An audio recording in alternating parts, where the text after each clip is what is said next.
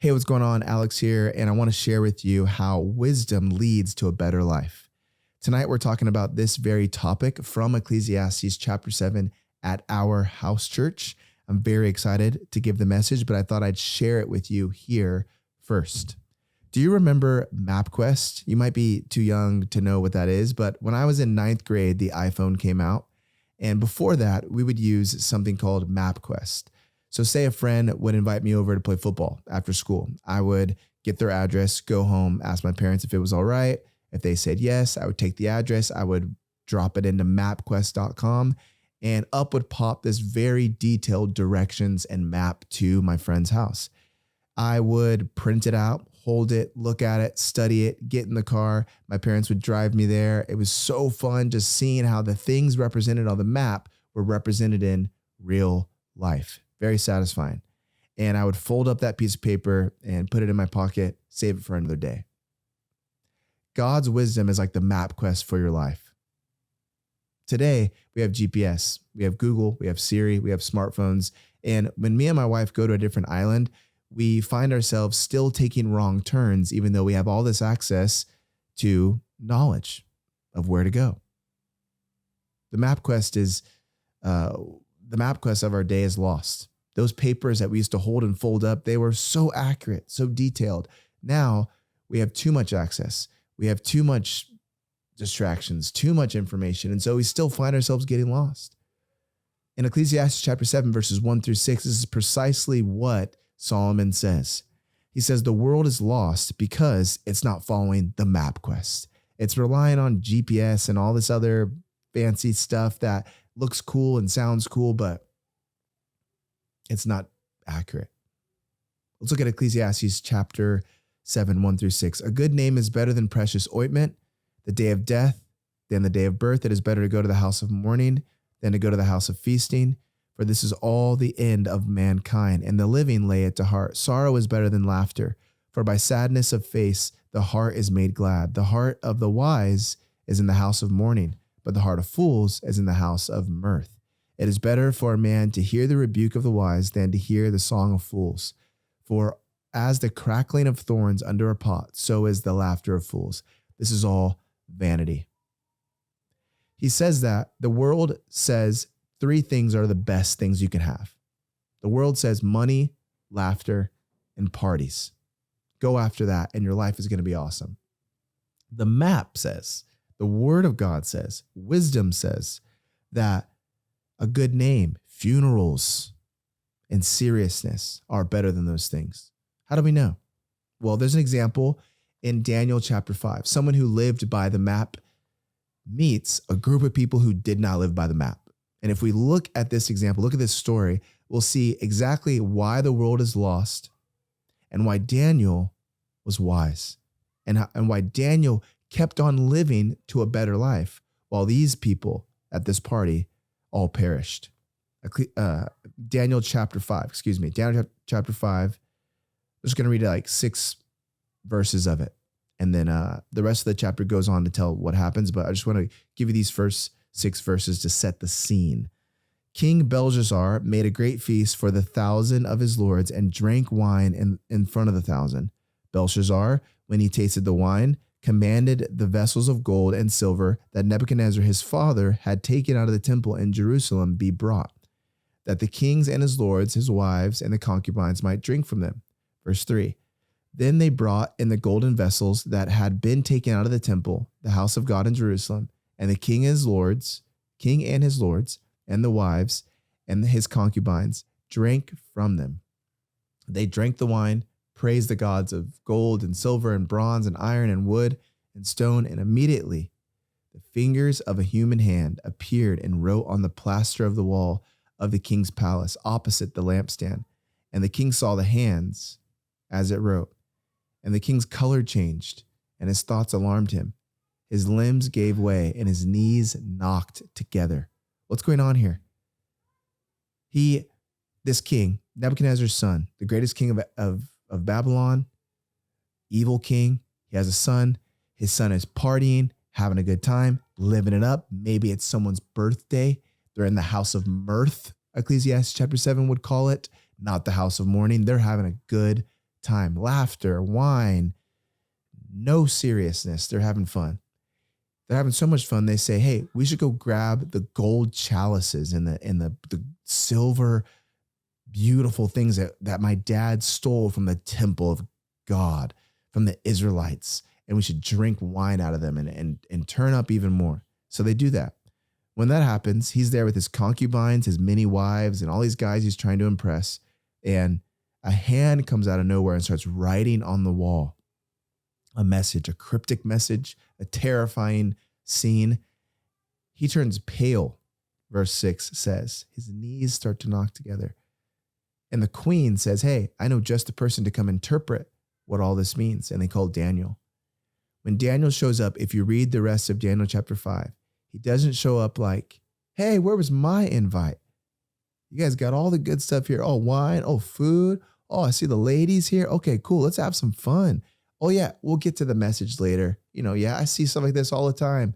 I'm one of God's best, wisest, men. So I see this stuff all the time. You'll be fine. Let's have fun. No, he shows up serious. He shows up and says, let's get straight to business. Well, when everyone else is trying to enjoy the party, trying to have fun, Daniel says, let's turn this birthday into a funeral. Let's turn this party into something serious so we can not miss out on what God is trying to share us, not miss out on what the map says leads to life. We need to be that person, that serious person in a world of partying. Why? Because everyone at the party perishes. Daniel goes on to keep on living. Do you want to go on to keep on living? Well, then we need wisdom. We need to follow the map. Now, here's the problem that we have, that we find when we look at the map. There's nothing wrong with the map. Something's wrong with us. There's 4 things. In verses 7 through 28, getting back to Ecclesiastes chapter 7, these verses 7 through 28 show us the 4 things that get in the way of us reading the map, get in the way of us living wise. First, let's read verses 7 through 10, because this is going to state the 4 things. And then verses 11 through 28 will show us what happens when we don't follow the map, or what happens when these 4 things get in our way. So verse 7, it says, surely oppression drives the wise into madness, and a bribe corrupts the heart. Better is the end of a thing than the beginning, and the patient in spirit is better than the proud in spirit. Be not quick in your spirit to become angry, for anger lodges in the hearts of fools. Say not, why were the former days better than these? For it is not from wisdom that you ask this. He lists 4 things there. Number 1, corruption. Number 2, impatience. Number 3, bitterness. And number 4, nostalgia. In verse 7, he says, corruption is what the heart of a fool grabs onto. Instead of choosing the wise way, you choose to go down the wrong road. That's corruption. In verse 8, he says, impatience. Impatience keeps a person from patiently waiting what wisdom is about to reveal, taking the shortcut instead of following the map down the correct road.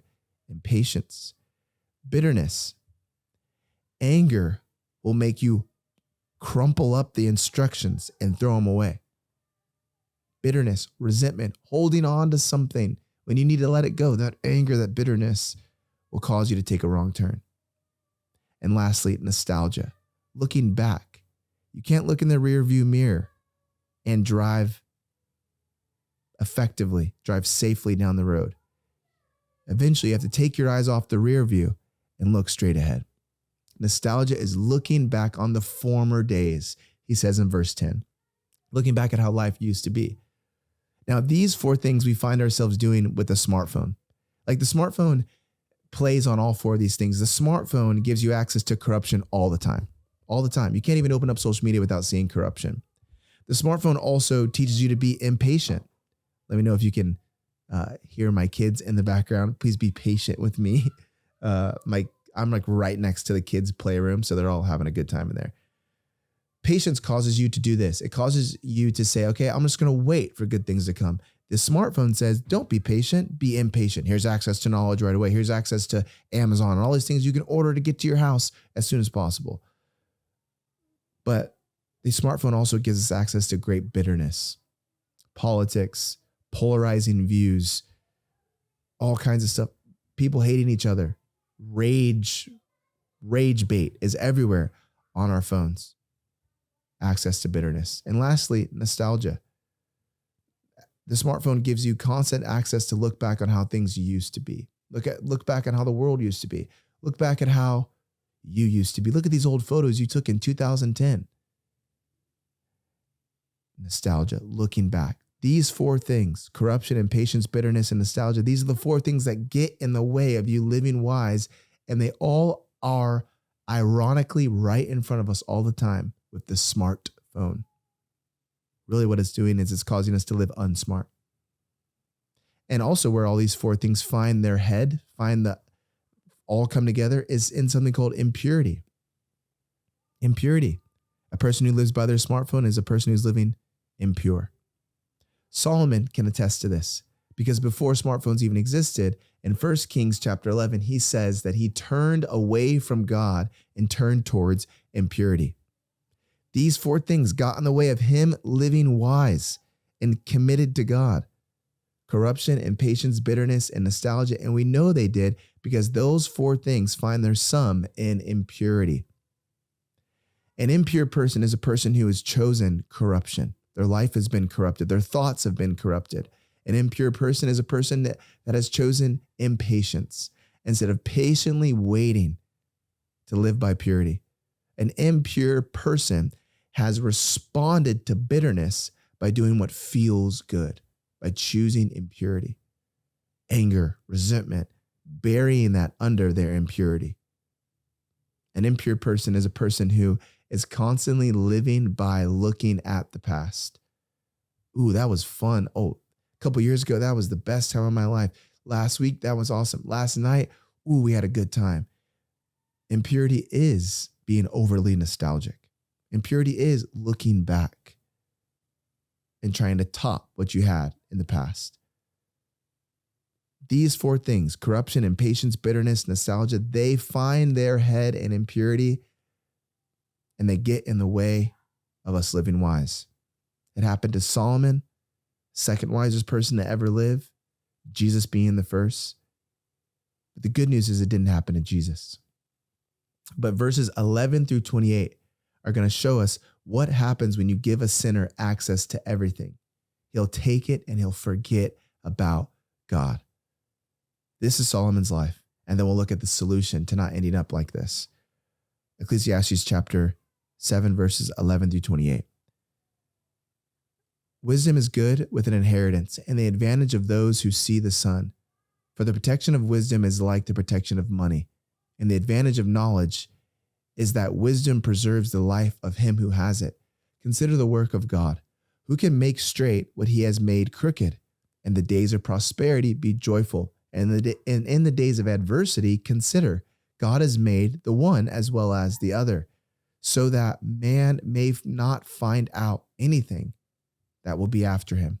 Verse 15, in my vain life I have seen everything. There is a righteous man who perishes in his righteousness, and there is a wicked man who prolongs his life in his evil doing. Be not overly righteous, and do not make yourself too wise. Why should you destroy yourself? Be not overly wicked, neither be a fool. Why should you die before your time?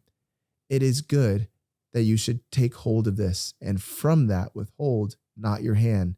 For the one who fears God shall come out of the both of them. Verse 19, wisdom gives strength to the wise more than 10 rulers who are in a city.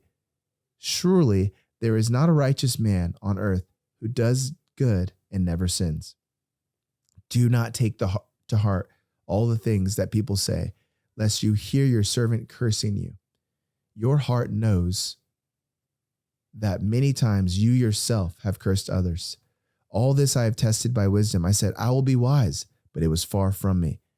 That which has been far off and deep, very deep, who can find it? Verse 25, I turned my heart to know and to search out and to seek wisdom and the scheme of things and to know the wickedness of folly and the foolishness that is madness. And I find something more bitter than death, the woman whose heart is snares and nets and whose hands are fetters. He who pleases God escapes her, and the sinner is taken by her. Behold, this is what I found, and says the preacher, while adding one thing to another to find the scheme of things, which my soul has sought repeatedly, but I have not found. One man among 1,000 I found, but a woman, among all these I have not found. Solomon is saying, I applied my life to wisdom. I looked for it. I tried to find out what is foolish, what is wise. And then I was left with one thing: impurity. He looked at wisdom. He saw it all, but impurity got the best of him. Corruption, impatience, bitterness, and nostalgia. Verses 11 through 28 show us what happens when you give a sinner access to everything. Well, what happens when you give a sinner a smartphone? What do we do with it? We get right to corruption. We get right to impatience. We get right to finding bitterness. We get right to looking back at the past instead of looking forward. All those four things Solomon did by choosing impurity over righteousness, over wisdom. So what's the solution? In verse 29, he tells us the solution. See, this I found, that God made man upright, but they have sought out many schemes. After all of what he found, after all the mistakes he made, he says, the wisest thing you can do is to know that you're a sinner and you need God's grace. The wisest thing you could do is to know that, to realize that you're a sinner, you need God's grace. Now, Peter does this. In Luke chapter 5, verses 1 through 11, Peter has this realization and thus starts his wise life. Peter in Luke chapter 5 picks up the map, starts following it, and then he becomes an apostle. He becomes one of the heroes of our faith. He jumpstarts the church at the day of Pentecost when he preaches and thousands of people come to Christ. He lives a wise life. He still makes mistakes after this moment, but something happens in Luke chapter 5 where he realizes that he's a sinner. He needs God's grace. We're going to find out what that was. Let's read just a few verses of Luke chapter 5.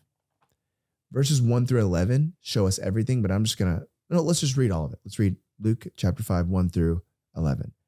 On one occasion, while the crowd was pressing in on him to hear the word of God, he was standing by the lake of Gennesaret, and he saw two boats by the lake, but the fishermen had gone out of them and were washing their nets. Getting into one of the boats, which was Simon, Jesus asked him to put out a little from the land. And he sat down and taught the people from the boat. And when he had finished speaking, he said to Simon, put out into the net and let down your nets for a catch. And Simon said to him, Master, we toiled all night and we took nothing.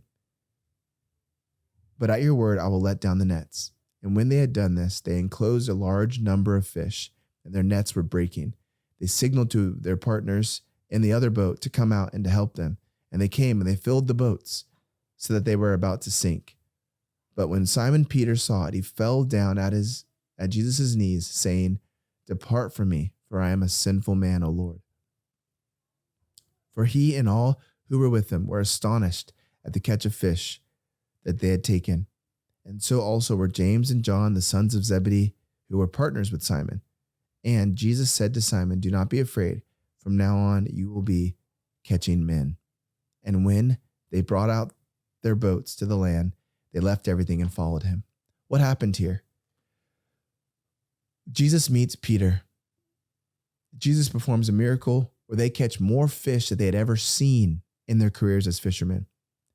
Peter realizes that this man is not just a man, he's God. He knows he's a master. He knows he's a rabbi. He knows he's important. But after the miracle, he knows he's divine. And he's in his boat. So Peter drops down and says on his knees, Depart from me, O Lord, for I am a wicked man. I'm a sinful man. What is he saying? He's saying, I know I'm a sinner and I do not deserve to be in your presence. I do not deserve for you of all people, 100% God, 100% man, to be in my boat. So just depart from me. That's the wisest thing Peter could ever do. How do we know? Because from that moment on, Peter left everything after Jesus calls him to be an apostle. His life changes forever. He gets on the right road. He starts to follow the map. He'll never be the same. After that moment of hitting his knees and crying out that he's a sinner and that he needs God's grace. Grace isn't getting something you do not deserve. Peter didn't deserve for Jesus to be in his boat. Neither do you. Neither do I. What does it mean for him to be in our boat?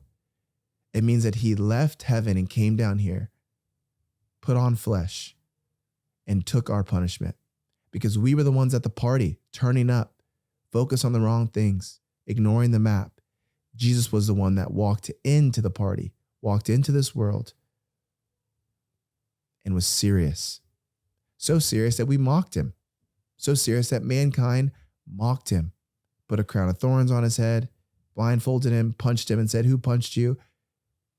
He saved others. Let him save himself. He calls himself God. He calls himself the King of the Jews. We mocked him. We killed him. 3 days later, he rose again. He was serious. We were the fools. He switched places with the fools. Looking at that will change you. Looking at that will make you drop everything and follow wisdom into a better life. Jesus is the map. He's the one we have to follow. He is the wisdom of God. Look at him, hold on to him, study him, and love the process that he's calling you to. Love the journey that he's taking you on. Aren't those the four opposites of the four things that get in the way of wisdom? Looking, studying, holding, and loving. Looking at what is right ceases you from looking at what is corrupt. Keep your eyes on him. Look at him. Look at the map. Studying is pushing through impatience. When you're taking a test, when you're studying for a test, when you're getting ready for an exam, you study and you push through the impatience. You wish you can get all the answers right away. You wish you could pass the test quickly. But studying is saying, I'm going to push through all this impatience to find what is true. Study the word. Study Jesus. Look for him. Study him. You're pushing through the impatience that would stop you from living by wisdom. Holding on to him, just like I would hold on to that MapQuest download piece of paper. Holding on to him, holding on to what is right, holding on to the truth, holding on to the word. You can't hold on to bitterness at the same time. Holding is letting go of bitterness. And lastly, loving is forgetting all about nostalgia. Loving the journey that the Lord is taking you on, despite Peter still made mistakes after that moment. Peter still made mistakes on the journey. But loving the journey, loving who the map is and where he's taking you will keep you from looking back like Lot's wife, looking back on the old days. There was even a moment in Peter's life at the end of the book of John where Peter thinks he's going to go back to fishing because he's made too many mistakes. He's taken too many wrong turns. He's took his eyes off the map too many times, and Jesus comes alongside of him and says, "Hey, forget about the past. Think about where I'm taking you. Think about that I'm with you right now." Loving the process. Look, study, hold, love. That's the opposite of corruption, impatience, bitterness, and nostalgia. We all find those things by keeping our hearts on the map. Amen. So where are you on the journey? Where are you on the road? Where is the map leading you right now? I want to hear in the comments. We have people in our community on this channel that want to hear about it in the comments. That's what we're going to talk about tonight at House Church. That's the question. I'm going to turn us all over into small groups to discuss. At the end of every message, we always end with small groups, and we have a time where people can share how they are hearing this message, how this message is speaking to them, how God is bringing them to answer that question. Where are they on the journey? Where have they put down the map? Where do they need to pick it back up again and turn back away from what the world is telling us to focus on and focus on what the map tells us is most important, how wisdom leads to a better life. I pray that this helps you. Let me know the answer to that question in the comments. And if you want to support this channel, go to amenpodcast.com amenpodcast.com/donate, amenpodcast.com/donate. The link is in the description. You could also like and share and subscribe and rate and review and all that stuff anywhere you get your podcasts. And that would help a lot. Love you. I'll see you in the next one. Amen.